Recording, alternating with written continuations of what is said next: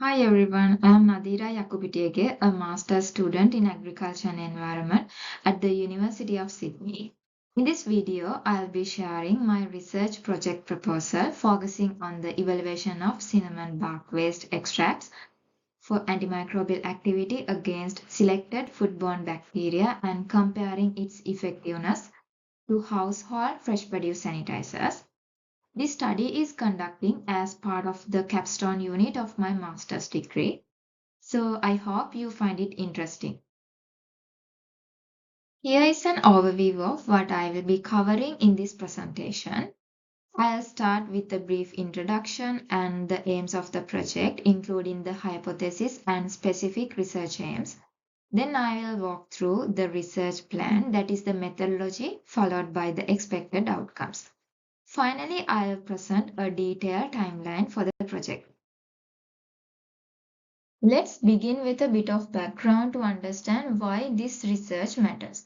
Ceylon cinnamon, also known as true cinnamon and scientifically named Cinnamomum verum or Cinnamomum selanicum, is native to Sri Lanka and is valued in the global spice market for its delicate flavor and greater health benefits compared to other cinnamon varieties.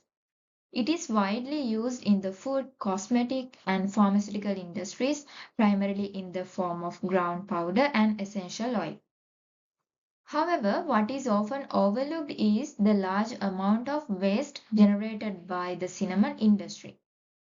Only the inner bark is used commercially, while the outer bark and leaves are typically discarded. So, this research explores the antimicrobial potential of cinnamon bark waste, supporting the concept of waste valorization and a circular bioeconomy by repurposing agricultural byproducts to enhance food safety and sustainability. So, let's explore why cinnamon bark waste has the potential to produce natural fresh produce sanitizers. Cinnamon is naturally rich in bioactive compounds such as cinnamaldehyde, eugenol, and other phytochemicals with well-documented antimicrobial properties. These compounds inhibit bacteria through multiple mechanisms, like disrupting cell membranes, interfering with bacterial metabolism, and preventing biofilm formation. Traditional chemical-based fresh produce sanitizers can produce harmful byproducts with residues that may pose health risks to consumers and the environment. In contrast, cinnamon bark waste extracts will offer a natural, safer, and sustainable alternative. Also, growing concerns about food safety, particularly microbial contamination of fresh produce, have increased demand for alternative sanitizing solutions. However, the antimicrobial potential of cinnamon bark waste, particularly against foodborne pathogens, remains underexplored. Therefore, this research aims to repurpose a byproduct of cinnamon oil extract, adding value to agricultural waste while addressing food safety challenges. In this project, I am working under the hypothesis that cinnamon bark waste extracts contain effective bioactive compounds, making them a promising natural antimicrobial for disinfection, particularly in the context of fresh produce sanitation. To investigate this, I have structured the project around three key aims. Aim 1, extract antimicrobial compounds from cinnamon bark waste. Aim 2, test their activity against selected foodborne bacteria and identify the bioactive compounds using GCMS. And aim 3, compare their effectiveness to household fresh produce sanitizers, focusing on E. coli to assess the potential of compounds from cinnamon bark waste as a natural disinfectant. This slide outlines the methodology of my research, which includes two main experiments. Experiment 1 will be conducted at the Industrial Technology Institute in Sri Lanka, focusing on cinnamon extraction and antimicrobial testing.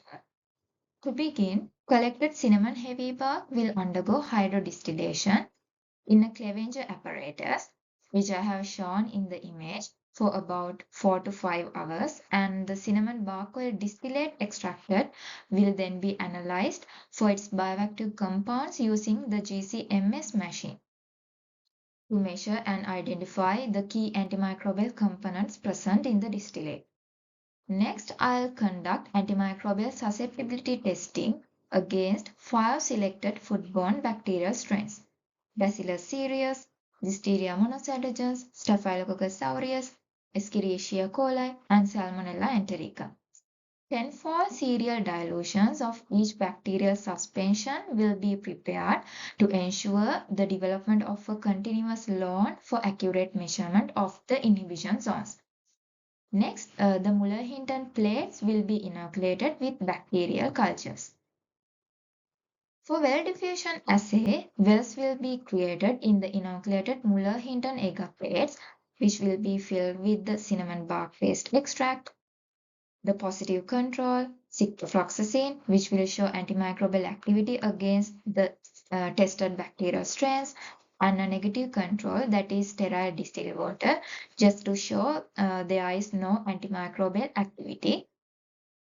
Finally, the plates will be incubated, and after 18 to 24 hours, I will measure the diameters of the inhibition zones.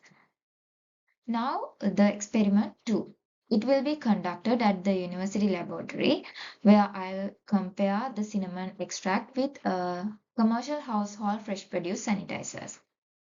Here I'll be testing 3 different types of sanitizers: a chlorine-based formula, a citrus-based wash, and a mineral-based wash. Each of these will be diluted according to the manufacturer's instructions. For this experiment, the Muller-Hinton agar plates will be inoculated with E. coli, and an additional well containing the household sanitizer solutions will be included in each plate. Finally, antimicrobial activity will be measured by the diameter of the inhibition zones, as I mentioned for the experiment 1. For each treatment, 2 technical replicates will be performed on the same day of the experiments for consistency and reliability, and also 3 biological replicates will be conducted on different days for reproducibility. As the final step, statistical comparisons will be performed using ANOVA to determine significant differences in the effectiveness of the different treatments. In this project, I expect 2 key outcomes based on the experiments and analysis I'll be conducting. Outcome 1 is that cinnamon bark oil distillate will exhibit measurable antimicrobial activity against selected foodborne bacterial pathogens, as indicated by the formation of inhibition zones in the agar well diffusion assay. The sizes of the zones will provide a comparative measure of the distillate's efficacy across different bacterial strains. Outcome 2 expects that the cinnamon bark waste extract will show antimicrobial activity against E. coli similar to or greater than that of selected commercial household fresh produce sanitizers. Together, these outcomes will provide a scientific evidence on whether cinnamon bark waste can be repurposed into a functional, sustainable solution for improving food safety. This slide shows the research timeline split into 2 phases based on experiment locations, as I mentioned in the methodology section. The first phase will be carried out at the Industrial Technology Institute in Sri Lanka in late November to December 2024. During this phase, I'll focus on evaluating the antimicrobial efficacy of cinnamon bark waste extract. This involves the collection and extraction of cinnamon bark waste, culturing bacteria, performing the well diffusion assay, and measuring the zones of inhibition to assess the extract's effectiveness. The second phase will take place at the University of Sydney laboratory in May 2025. This part of the project focuses on comparing the cinnamon extract with household fresh produce sanitizers. Similar lab processes will be followed as in the experiment 1. So the final step will be data analysis scheduled for June to determine the statistical significance of all the data collected. These are the key references that supported the development of my research project proposal. Thank you for watching.